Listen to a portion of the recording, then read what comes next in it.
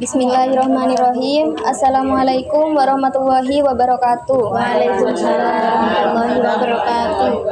Bismillahirrahmanirrahim. Alhamdulillahirabbil alamin wa bihi nasta'inu ala umuri dunya waddin wassalatu wassalamu ala asyrafil anbiya'i wal mursalin wa ala alihi washabihi ajmain. Amma ba'du.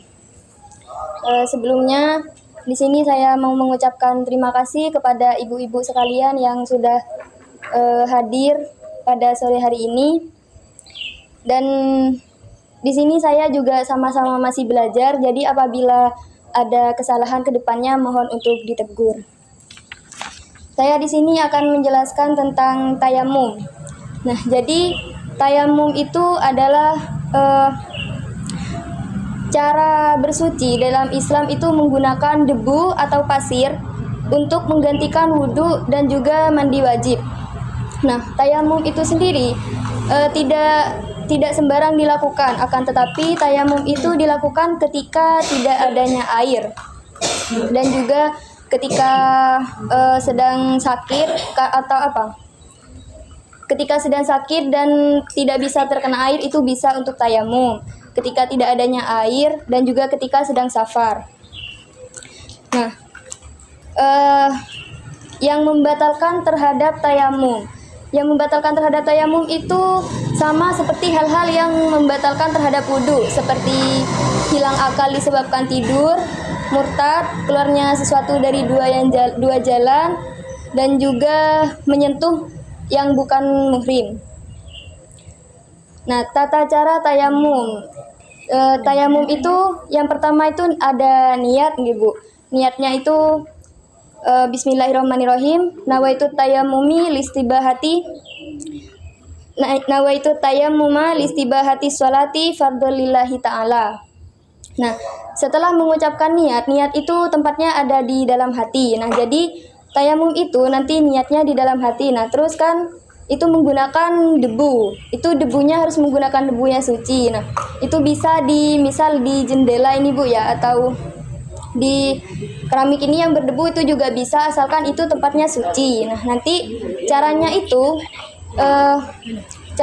nanti tangan mengambil debunya itu ditempelkan, tangannya ditempelkan di debunya itu. Nah, setelah tangannya ditempelkan itu menggunakan dua tangan. Setelah tangannya ditempelkan itu ditepukkan dulu. Ya, bisa seperti ini dan ada juga bisa seperti ini.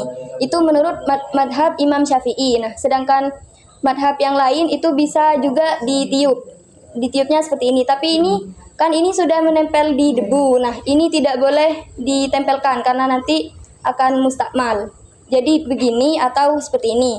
Nah, nanti ketika debu pertama itu untuk mengusap wajah. Nah, mengusap wajahnya itu di seluruh wajah seperti sedang berwudu. Jadi seperti ini di seluruh wajah.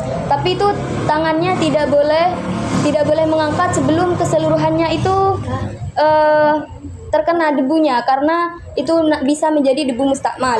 Nah, yang kedua itu kan barusan kan ditempelkan di sebelah sini, Bu.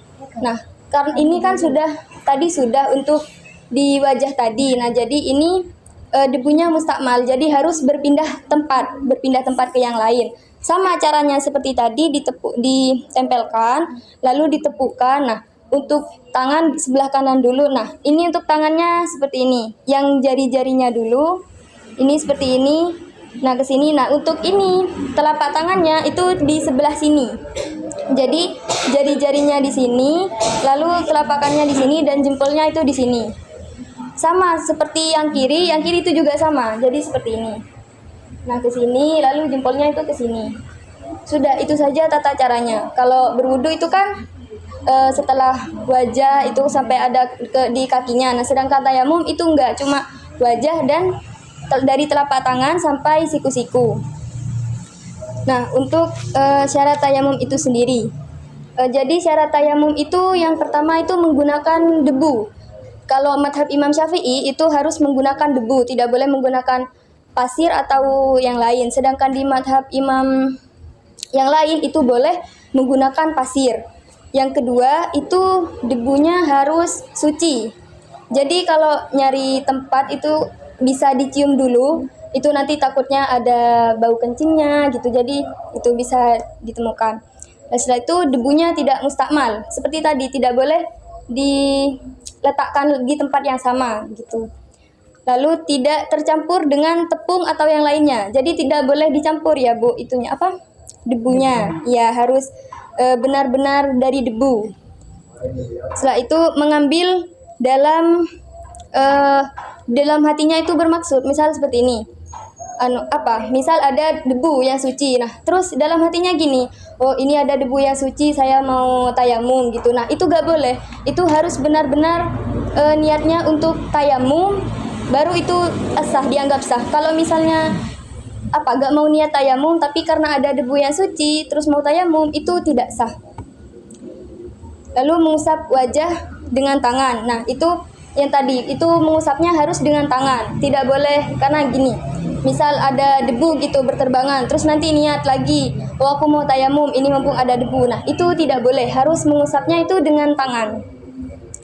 Setelah itu dengan 2 tepukan untuk wajah dan tangan. Jadi tepukan yang pertama itu untuk di wajah, lalu tepukan kedua itu untuk di tangan. Tidak boleh hanya 1 tepukan. Sebenarnya 1 tepukan itu bisa untuk 1 tangan itu untuk wajah dan 1 tangan untuk 1 tepukan lagi untuk di tangan. Tapi itu tidak sah, harus pakai 2 tepukan.